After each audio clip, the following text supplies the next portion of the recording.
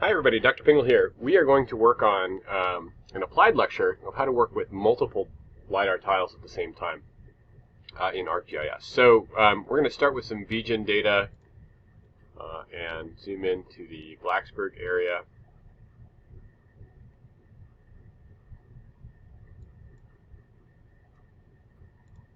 And we're going to get a single tile here, downloading that and storing it in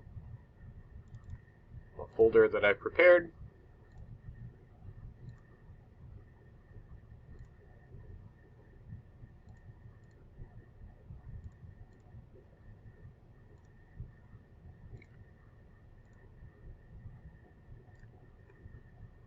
Alright, so all of these are coming in. So we'll have these four tiles kind of adjacent to one another, and what we want to do is essentially stitch those together. Now we've got two steps to do this while we wait for this last one to come in.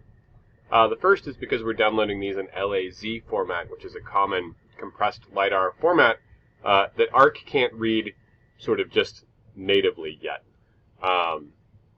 There were two sort of compressed versions of LiDAR data, LAZ and ZLAZ. ZLAZ was Esri's version, but that's pretty much fallen by the wayside at this point. Most of the governmental data is distributed in LAZ format. But we'll need to convert it before we can use it. Now we've done these one at a time using this Convert LAZ tool. But if you open this up, you'll see that unlike a lot of the other tools, there's no ability to add multiple tiles here. So if we open this up and go to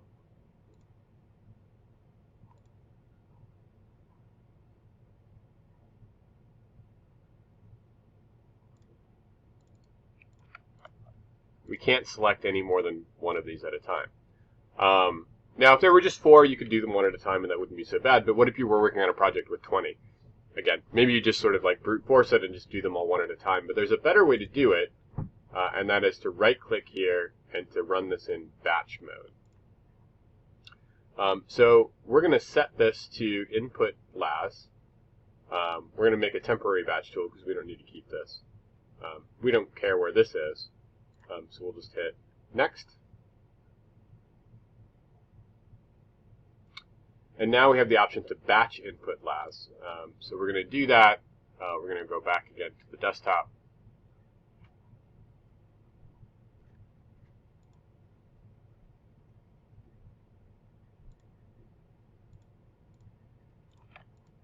And now we can select all four of these at the same time. We'll set our target folder also to VGen. We could maybe set this to output, just to keep things simple or separated. And then the rest of the stuff we don't have to worry about. We can just go ahead and hit run. Now this will take a little bit of time, so I'm going to pause the video while this runs. Each one of these will take, kind of depends on your machine, probably less than a minute each. But we don't want to sit here watching the clock run. I will start the video up again when that is done executing. Okay, that tool just finished. It was probably only about a minute and a half or so total. But now, if we open up this, we should see all of these LAZ files are here. And the LAZ files, again, are decompressed at a rate of about 6 to 1 or so. We've got 600 megs here and 800 megs there. We also have these LAZX files. That's an ArcGIS thing. Those are index files. Arc uses those to try to keep track of, extra metadata about what's going on in here. All right. So how do we actually use these? Well, we could drag them in one at a time, but what we want to do is to treat them as a single entity. So we do this sometimes with with terrain data like DEMs. We would use a Raster Mosaic data set to add all of them at the same time without actually merging them together. We're going to keep them separate, but we're going to sort of have them under the same umbrella, so to speak, so that we're going to symbolize them all in the same way. So what we're going to do here is we're going to create a LAS data set. And we can browse and select all of these as our input files. We can store this data set wherever we want. I'm just going to store it in the default geodatabase for this particular project, but you would probably want to store it somewhere else. You want to visually sort of see that the coordinate system is defined. These LAS files should contain information about their coordinate system inside them, but that's not always the case. So it's often a good idea actually just to make sure that this is set correctly. If this isn't set correctly, then now is a good time to set it. But in this case, this is already done for us, which is great. So we'll hit run. And what we get when we're done with that is a 4-panel data set here. And as we zoom in, we'll kind of zoom in here on the seam.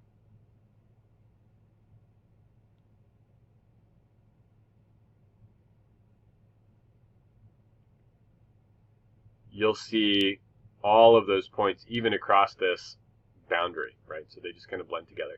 And the other thing that's really nice is that the color ramp that's being used here blends. It's the same for all of them. So there's no sort of edge effects at the edge of tiles.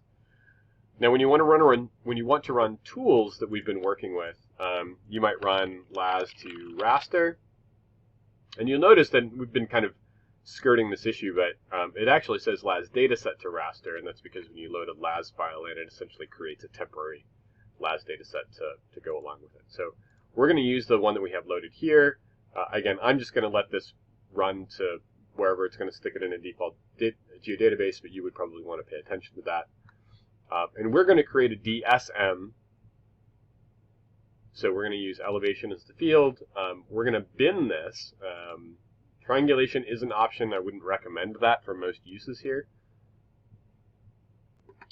The cell assignment right now is set to average, which for every every little square in our raster, you would find the average height, and that's almost never what you want to do. If you sort of pre-filtered your data as ground, then that might be something that you would do. But when you're working with the raw cloud, you probably aren't going to do that. So we're going to select maximum here. And then we're going to set the void fill method to natural neighbor. Now, you have a lot of different options here.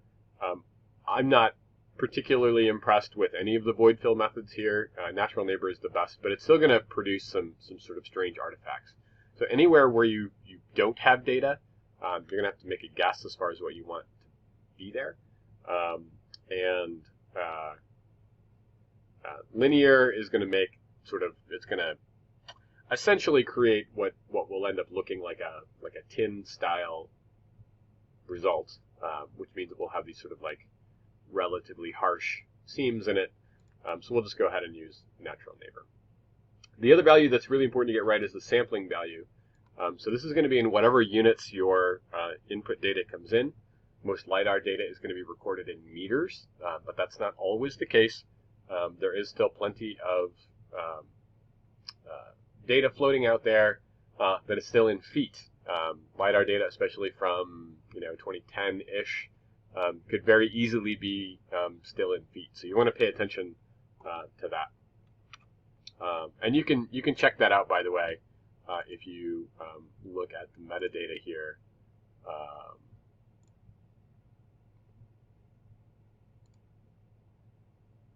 You will see that the units here, so this one is in meters, but you would see that in feet.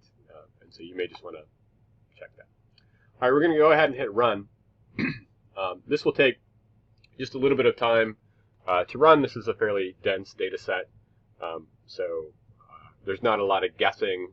The guessing part is the part that tends to take a long time. So now we've got a full tile for a merged version of each of these 4 individual tiles. And if we want to visualize that using some of the tools we've talked about in class, we can use something like a raster function here. my old favorite shaded relief, which looks pretty nice. We'll go ahead and leave this on the traditional color ramp here, but I always do prefer multi-directional to traditional, and we'll go ahead and run that. So when we're done, we get something that looks like this. If we want to visualize that,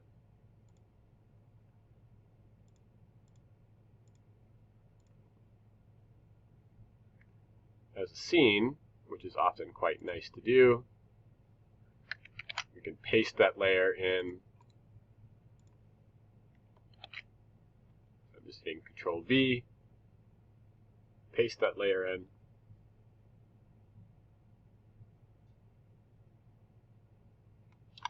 And now we can look at that LiDAR data superimposed on the DEM data. We could also use this as its own ground surface if we want. We would have to bring the DSM that we just made to do that. So we can copy this as well.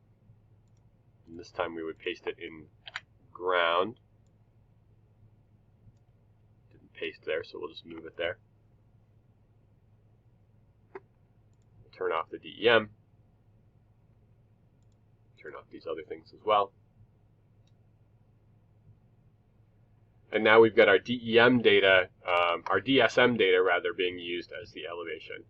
And then what that lets us do is sort of see, you know, the rise of the trees and buildings and things like that.